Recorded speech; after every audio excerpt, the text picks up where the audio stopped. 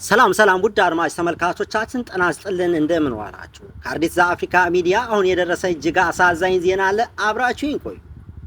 በአማራ ብሔራዊ ክልላዊ መንግስት በኦሮሚያ ብሔረሰብ ዞን በጨፋ ሮቢት ከተማ ልዩ ስሙ ጃራ ድልድይ አካባቢ ከአዲስ አበባ ወደ ደሴ ሲጓዝ የነበረ የሰሌዳ ቁጥር ኢቲ 7329 የሆነ ታታ ባስና ከደሴ ወደ አዲስ አበባ ሲጓዝ የነበረ የሰሌዳ ቁጥር ኢቲ 41157 ተሳቢ መኪና ተጋጭቶ በደረሰ ዘግናኝ የትራፊክ አደጋ ለጊዜው ቁጥሩ ያልታወቀ የበርካቶች ሰዎች ሕይወት አልፏል። በርካቶችም የአካል ጉዳት ደርሶባቸዋል።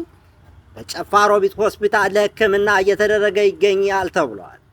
የዕለቱ ዜና ይህ ነበር። ውድ አድማጭ ተመልካቾቻችን ክፉ አይንካችሁ። ሰናይ ሌሊት